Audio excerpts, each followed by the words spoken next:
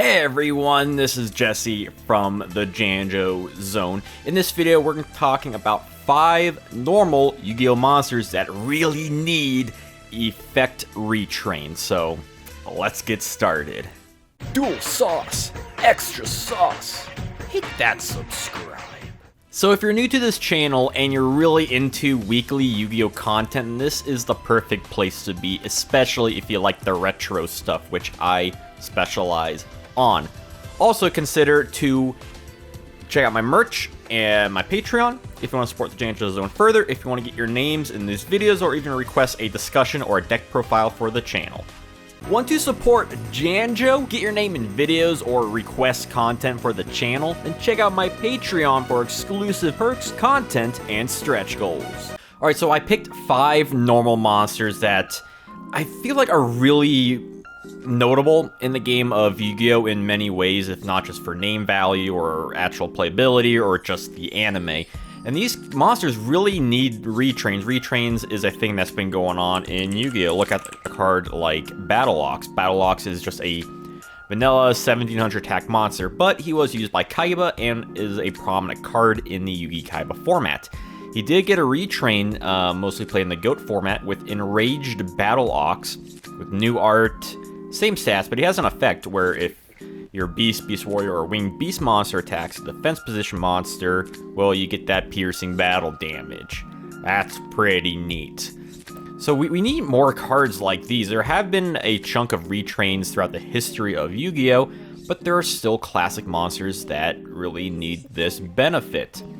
So the cards we're looking at today, which I'll just go in no particular order. First one I'm starting with is Gemini Elf. Gemini Elf is a pretty great card. It was released in, I want to say, Legacy of Darkness. Something like that. Where it's a very powerful monster, especially in early game Yu-Gi-Oh! It has 1900 attack, 900 defense, and 4 stars, meaning you can normal summon it. It's more powerful than a Battle Ox, and it would be your strongest normal summon monster without an effect. You had effect ones that were stronger. You got cards like Berserk Gorilla, Dark Elf, Jirai, Gumo, but this one didn't have any sort of drawback, making Gemini Elf a French kiss of a card. Not French kiss, chef's kiss. Too many kisses in the world. Mwah. We sorta got a retrain though, kinda. We got Toon Gemini Elf, with which Toon Gemini Elf has benefits of, well, benefits and drawbacks of being a Toon monster, but it does have the additional effect that if it inflicts battle damage to your opponent has to discard 1 random card from their hand, which is a pretty good effect. It's kind of funny that it comes nowhere near Gemini Elf, so if Gemini Elf got a retrain, I think it would actually be kind of similar, where it did have a sort of drawback in which it would be a Gemini monster. Yeah, why isn't Gemini Elf a Gemini? It's the original Gemini monster. I mean, come on. So I think it would be a Gemini monster. Of course, it would keep the same stats, levels, all that sort of jazz. But it would retain the Toon Gemini Elf effect, where it inflicts battle damage. It would discard a random card from your opponent's hand. Now, of course, this would be based off of its Gemini effect, but I think we can actually throw an additional effect on there. Because with Gemini Elf, if you read their flavor text, it says, Elf twins that alternate their attacks. You can sort of relay this as the other ones discarding a card from their hand, but I think a really cool benefit of a Gemini, which Gemini monsters are pretty bad. I don't think they've ever been meta, but I do think they have potential if you really make them busted. If you give them busted effects, because therefore it maximizes that you have to wait a turn, or unless you have a card like, I think Supervise gives it its immediate thing, or like a double summon. So if you give it the alternate attacks in the sense that it can attack twice, I think that'd be pretty good for it. Because then, once you get its Gemini effect off, not only can it attack twice, but each time it inflicts damage, you can discard a random card from your opponent's hand. So you have the potential of getting rid of 2 cards from their hand, and that's really good, because then you have potential of just ripping 2 cards just based off an attack. Your opponent doesn't have anything. Well, so Gemini Elf would be the first monster I would give an effect retrain to. The next one, going off of Battle Ox, actually, it's Law Jin, Mystical Genie of the Lamp. This is a notable card, because it is your strongest normal summon in the Yu-Gi Kaiba format. It is a famous card for Kaiba's Duelist Kingdom deck, because it is a strong card, and he did use a strategy with Ancient Lamp, which sort of gives it an effect. It's the only card that really relates to Lojin. This card reads, during your main phase, you can special summon a Lojin from your hand, and before damage calculation, this card is being attacked by an opponent's monster and was facing out at the start of the damage step. You can target one monster your opponent controls except the attacking monster, and the attacking monster attacks it instead, then you proceed to damage calculation. It's kind of long worded, but it kind of sucks. You have to have it face down for that, but you need it face up to special summon Lojin. And I feel like you can incorporate aspects from it into Lojin. The whole strategy was essentially you're protecting Lojin with a lamp.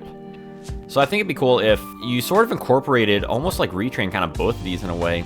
If Ancient Lamp would actually allow you to special summon, like, let's say a new type of Lojin. Like Lojin, the Mystical Genie of the Ancient Lamp, or just Lojin, Genie of the Ancient Lamp, something along those lines, where you can actually go into your back row to protect itself from attacks, and then he can pop up for attacks, kind of like a Crystal Beast or a Spirit Monster could, instead of returning to your hand at the end of the turn, it actually goes to your back row, so it protects itself. It doesn't protect you from life points, which is kind of unfortunate, but it does protect itself from certain matters, and it will special summon itself, let's say, during your main phase, or during your standby phase, and then go back into its lamp during your end phase.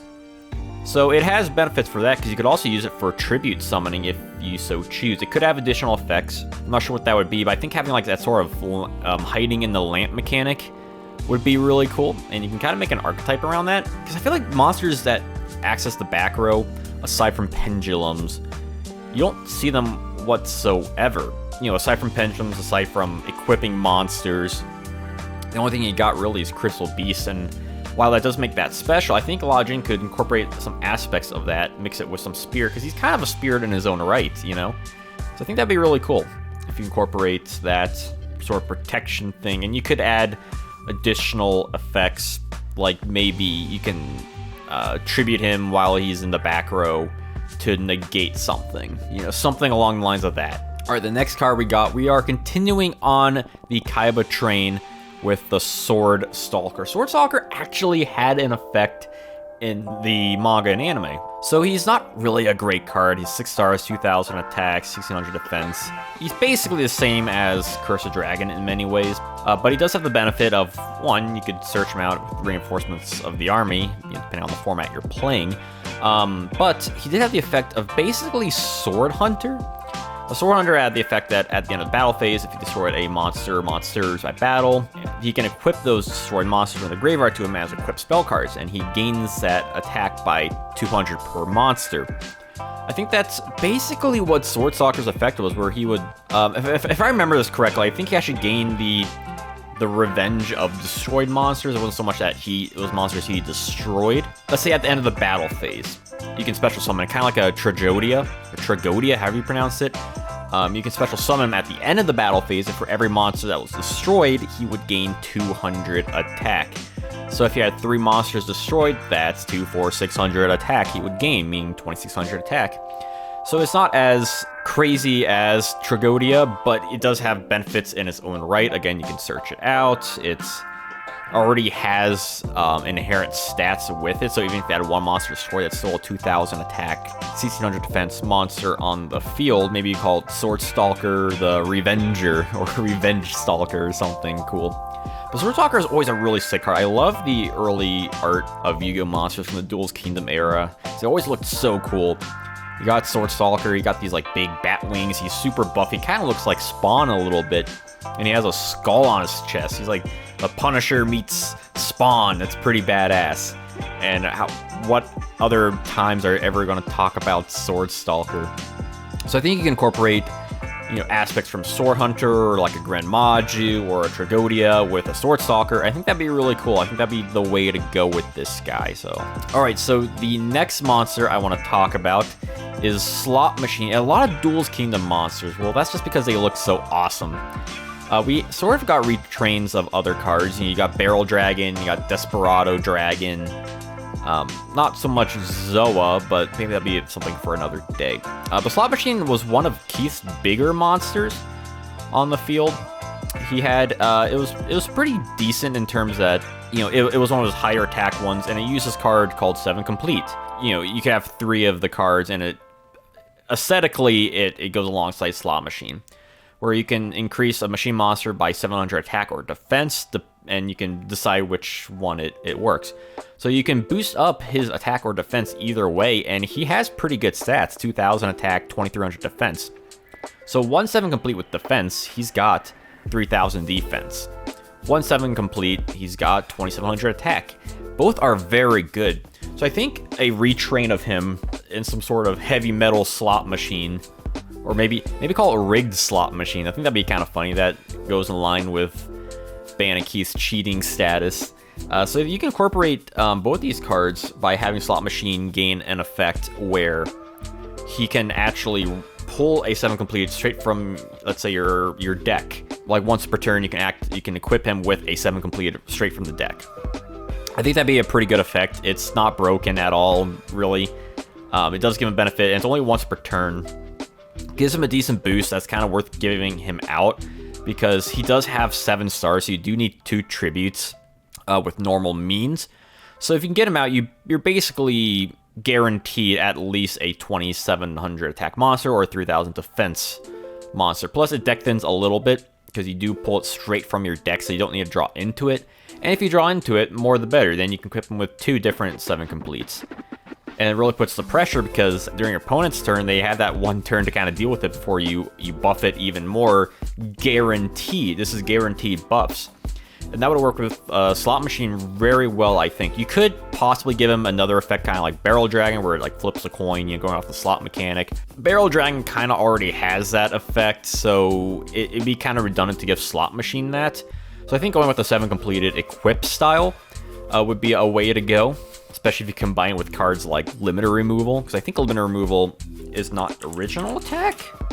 I think, let me check. Yeah, it's just attack of the control. So that'd be pretty scary if you know, 27, that's over 5,000 attack with just the one card, as opposed to 4,000. So I definitely think that would be the way to go, I think. So we got one more left. So if you haven't subscribed yet, I would do so if you're enjoying this kind of discussion. Also, let me know what you think about these, and let me know what other cards you'd like to see get effect retrains as well.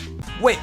Don't forget to subscribe if you haven't, because that helps me upload more videos and know that you like content like this. Alright, so we got the last monster on this list, and the last one is a fan favorite for a lot of people, and that's Serpent Knight Dragon. Serpent Knight Dragon is a wicked dragon. He was a prize card won by Rex Raptor in the anime, not the manga. He did not appear in the manga, unfortunately. But he's a really cool dragon. He's a very, well, serpent-like dragon. And he has 2350 defense, or excuse me, and he has 2350 attack and 2400 defense, which again is pretty good stats. He is considered the evil version of Sayaryu, and I was hoping with the Holy Knight archetype that was introduced that they would incorporate a Serpent Knight Dragon theme with the Sayaryu, but once they announced the Radiant Sayaryu and the Holy Knight and all that stuff, Serpent Knight was kind of left on his own, which is unfortunate, but not completely. You see, in Speed Duels, he actually got a skill. He got Nightmare Sonic Blast, which is that card just disappeared from existence.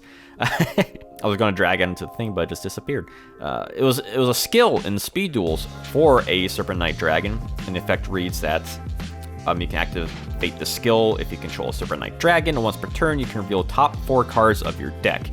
Use one of the following skills depending on the number of monsters revealed. 1. Add one of the reveal cards to your hand. 2. Destroy one card your opponent controls. And 3.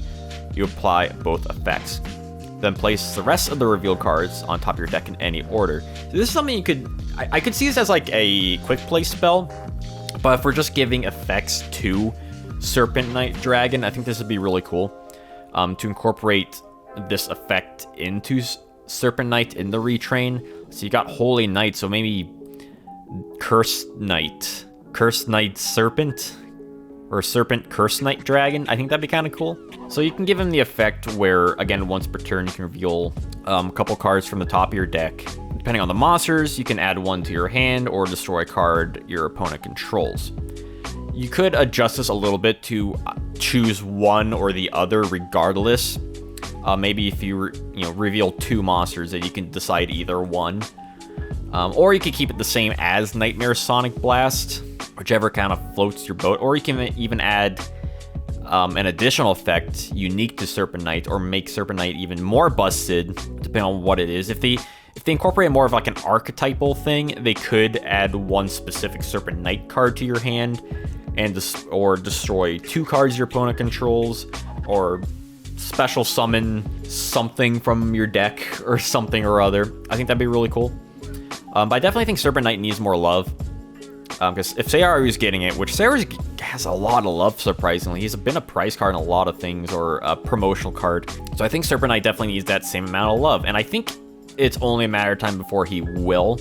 I think this video will be outdated at some point. I certainly hope so. But I think Serpent Knight definitely deserves to be that monster. So those are my 5 normal monsters that need effect retrains. I'm sure the title of this video will be a bit simpler. So let me know what you think about these picks, what effects you would give them, and what normal monsters you would want to see get effect retrains. Let me know in the comments below, and again, check out my social medias for further social interaction.